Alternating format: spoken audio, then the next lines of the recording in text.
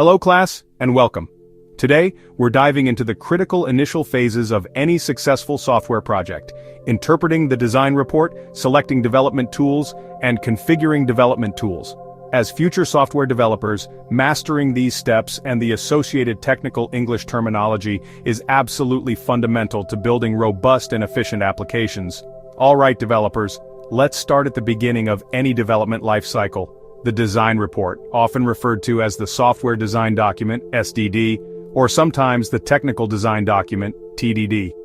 This isn't just a formality, it's our blueprint, our roadmap for building the software. Properly interpreting it is paramount. A good design report should provide a detailed technical description of the system, bridging the gap between high-level requirements and actual implementation.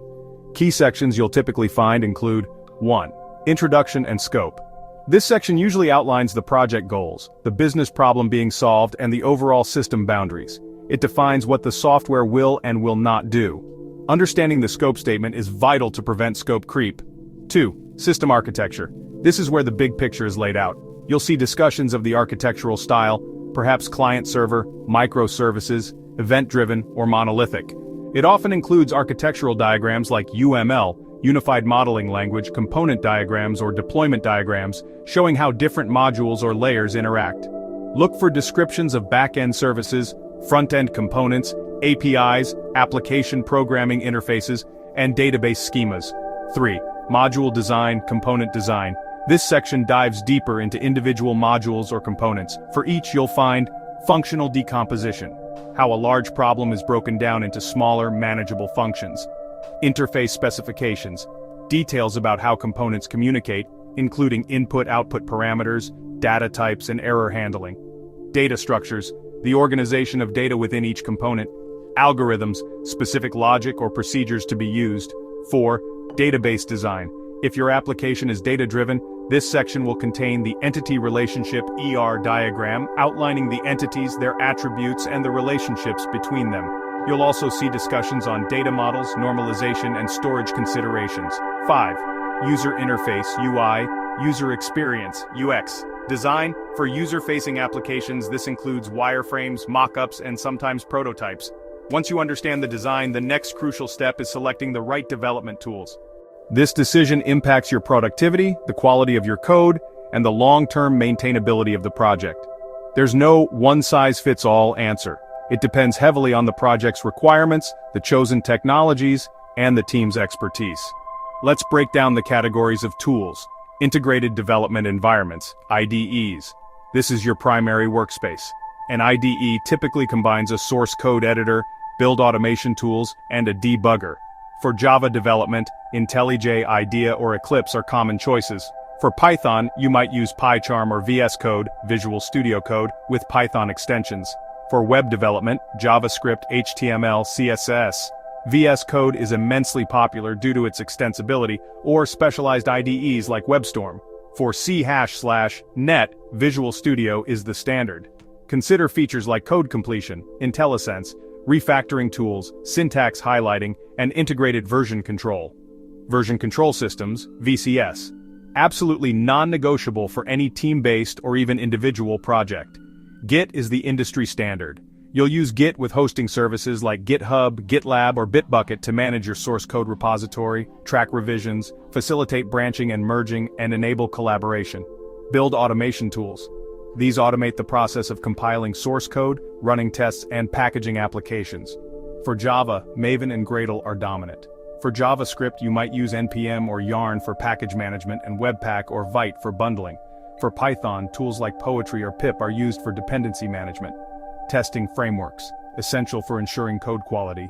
Unit testing frameworks like Junit Java, PyTest, Python, Jest, JavaScript. Integration testing frameworks. End-to-end E2E testing tools like Selenium or Cypress. Database management tools. Depending on your chosen database, for example, PostgreSQL, MySQL, MongoDB, GUI clients like dbeaver, TablePlus, or DataGrip help you manage schemas, query data, and monitor performance. Collaboration tools, for team communication and project management. Jira, Trello, Asana for issue tracking and sprint planning. Slack, Microsoft Teams for instant communication. Your selection process should consider language and framework compatibility. Do the tools support your chosen tech stack? Team familiarity, can your team quickly adapt to these tools? Cost and licensing, are there free, open source, or commercial options? Community support, is there a strong community for troubleshooting? Integration, do the tools integrate well with each other, for example? IDE with VCS? Performance and stability, are they reliable and efficient? Make informed choices, they will significantly impact your project's trajectory. Once you've selected your tools, the next step is configuring them to create an optimal development environment. Proper configuration can save countless hours and prevent frustrating issues. Let's use a common example. Setting up your integrated development environment, IDE, say VS Code, for a new project. Install necessary extensions, plugins. Most modern IDEs are highly extensible. For example, if you're working with Python, you'll install the Python extension. Maybe a linter like Pylint or Flake 8, a formatter like Black, and a debugger extension. For Java, you'd install Java Development Kit, JDK support, Maven Gradle integration, etc. These extensions provide features like code navigation, syntax checking, auto-completion, and debugging capabilities. Set up project structure. Define your folder hierarchy for source code, tests, documentation, and configuration files. A consistent structure is crucial for large projects. For example, a typical web project might have src/public/test/ and a node_module/folder. Configure build system dependency management. If you're using Maven or Gradle, ensure your pom.xml or build.gradle file is correctly configured with all your project's dependencies and build profiles. For JavaScript, ensure your package.json specifies all npm packages required and defines scripts for building, testing, and running the application. Run npm install, pip install, or mvn install to download and resolve all project dependencies. Version control integration. Initialize a Git repository, Git init, in your project root. Configure your IDE to integrate with Git. This allows you to perform common Git operations, committing changes, pulling updates, pushing to remote repositories, branching and merging directly from within your IDE interface.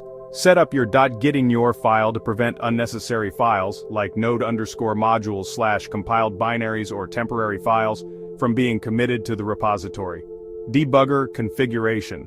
Learn how to set breakpoints in your code, step through execution, inspect variables, and evaluate expressions. This is an indispensable skill for troubleshooting.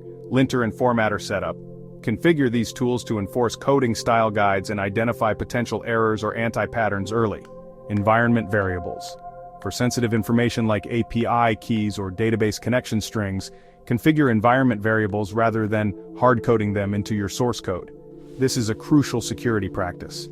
Test runner configuration. Set up your chosen testing framework to run your unit tests, integration tests, and end-to-end tests efficiently, either through your IDE or command line.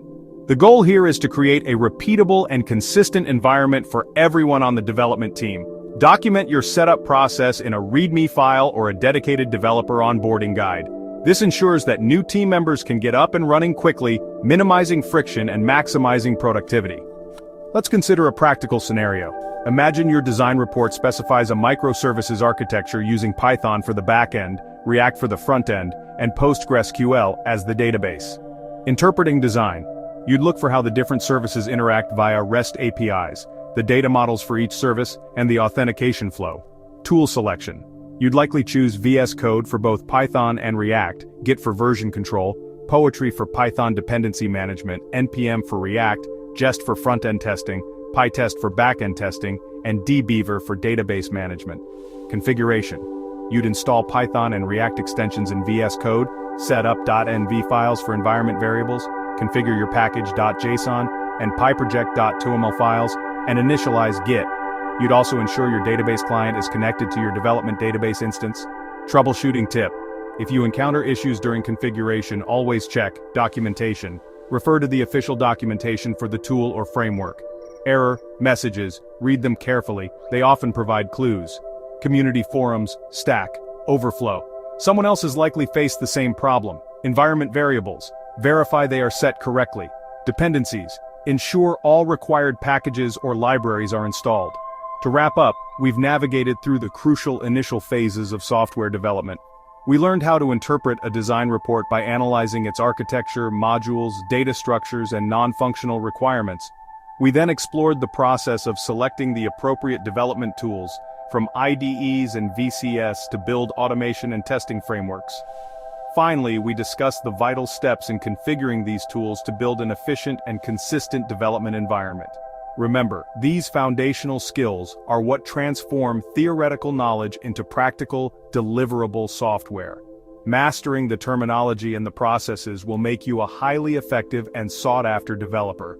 Keep practicing, and I'll see you in our hands-on session, where we'll apply these concepts to real-world projects.